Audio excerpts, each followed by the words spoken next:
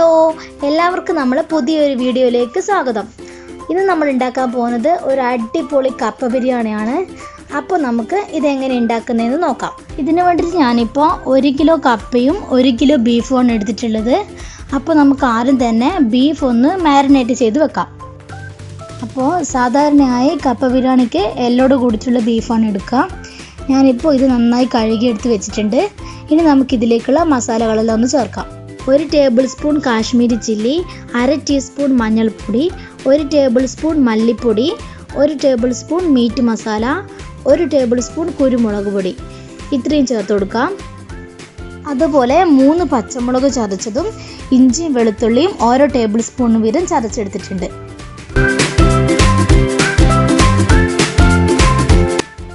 ഇനി 1 table spoon വിനാഗിരിയും ആവശ്യത്തിനുള്ള ഉപ്പും 1 ടേബിൾ സ്പൂൺ വെളിച്ചെണ്ണയും കൂടി ചേർത്ത് നന്നായി മിക്സ് ചെയ്തെടുക്കാം. ഇനി നമുക്ക് ബീഫും കൂടി ചേർത്ത് നന്നായി മിക്സ് ചെയ്തെടുക്കാം. അതുപോലെ കുറച്ച് കറിവേപ്പിലയും കൂടി ഇട്ട് കൊടുക്കുന്നുണ്ട്.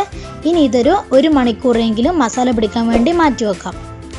ഈ സമയം കൊണ്ട് നമുക്ക് ബാക്കിയുള്ള കാര്യങ്ങൾ ചെയ്യാം. ഈ ഒരു സൈസിൽ കപ്പ കട്ട് ചെയ്ത് നന്നായി കഴുകിയെടുത്തിട്ടുണ്ട്. ഇനി നമുക്ക് ഇതിലേക്ക് ആവശ്യത്തിനുള്ള ഉപ്പും കുറച്ച് മഞ്ഞൾപ്പൊടിയും കൂടി ചേർത്ത് വേവിച്ചെടുക്കാം.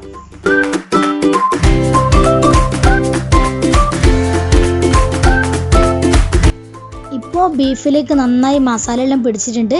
ഇനി നമുക്കൊരു കുക്കറിലേക്ക് ഇട്ട് 4 വിസിലൊന്ന് വേവിച്ചെടുക്കാം. ഇനി നമുക്കിതിൻ്റെ മസാല ഉണ്ടാക്കാം. അതിനു വേണ്ടിയിട്ട് ഞാനിപ്പോൾ ഒരു പാത്രം വെച്ചിട്ടുണ്ട്. ഇനി ഇതിലേക്ക് 2 ടേബിൾ സ്പൂൺ വെളിച്ചെണ്ണ ചേർത്ത് കൊടുക്കാം. ഇനി ഇതിലേക്ക് 1 ടേബിൾ സ്പൂൺ ഇഞ്ചി ചതച്ചതും 1.5 ടേബിൾ സ്പൂൺ വെളുത്തുള്ളി ചതച്ചതും 3 പച്ചമുളക് ചതച്ചതും കുറച്ച് കറിവേപ്പിലയും കൂടി ചേർത്ത് നന്നായി വഴറ്റിയെടുക്കാം. ഇനി ഇതിലേക്ക് 4 മീഡിയം സൈസുള്ള സവോള നീളത്തിൽ അരിഞ്ഞതും കൂടി ചേർത്ത് നന്നായി വഴറ്റിയെടുക്കാം.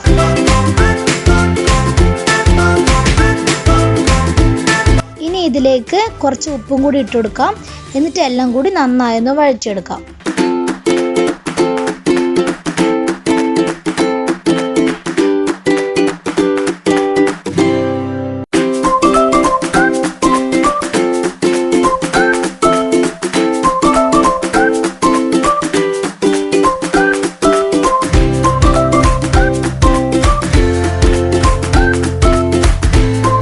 ഇപ്പോൾ സവാള അത്യാവശ്യം വഴറ്റിയെടുത്തിട്ടുണ്ട്. ഇനി ഇതിലേക്ക് 1/4 ടീസ്പൂൺ മഞ്ഞൾപ്പൊടി, 1 ടീസ്പൂൺ മല്ലിപ്പൊടി, 1 teaspoon Kashmiri chilli, 1/4 teaspoon garam masala ഇതെല്ലാം കൂടി ചേർത്ത് ഇതിൻ്റെ പച്ചമുളകെല്ലാം മാറുന്ന വരെ നന്നായി വഴറ്റിയെടുക്കാം. ഇപ്പോൾ ഇതിൻ്റെ പച്ചമുളക് നന്നായി മാറിയിട്ടുണ്ട്. ഇനി നമുക്കിതിലേക്ക് വേവിച്ച് വെച്ചിട്ടുള്ള ബീഫും കൂടി ചേർത്തൊന്ന് ഇളക്കി യോജിപ്പിക്കാം.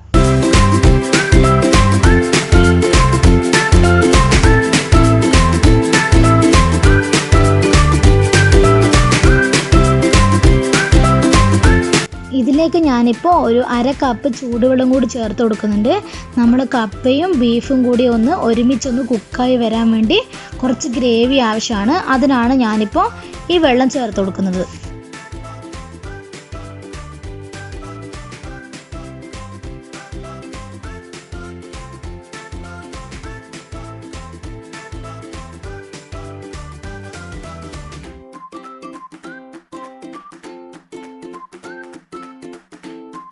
ഇനി ഇതിലേക്ക് ഞാൻ എരിവിന് വേണ്ടിയിട്ട് കുറച്ച് കുരുമുളക് പൊടിയും കൂടി ചേർത്ത് കൊടുക്കുന്നുണ്ട്.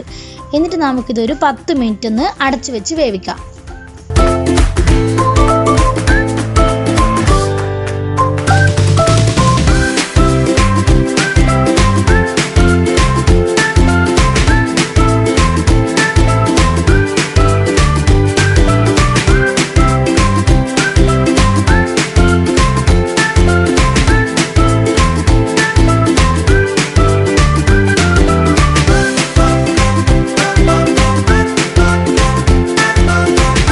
ഇപ്പോൾ ഇതിലേക്ക് മസാലയിൽ നന്നായി പിടിച്ചിട്ടുണ്ട്.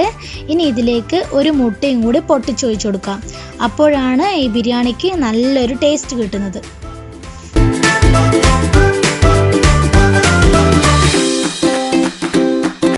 ഇപ്പോൾ മുട്ടയെല്ലാം നന്നായി കുക്കായി വന്നിട്ടുണ്ട്.